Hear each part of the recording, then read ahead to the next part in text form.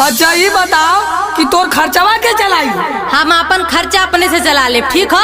करे तो कौनो नाजायज बता रखले है का रे? करे तोर दिमाग खराब है का रे? सुन, अरे काहे माथा पच्ची तू का रावा तारी रे? तोरे जैसन से पीछा छोड़ावा तानी रे।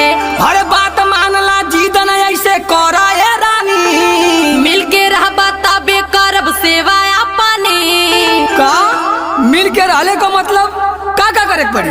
सुना हम बतावत हई, आज तू कसम खा कि हम तोहार मरद आज के बाद तो से कब्बो झगड़ा ना करब। तो से कब्बो झगड़ा ना कर।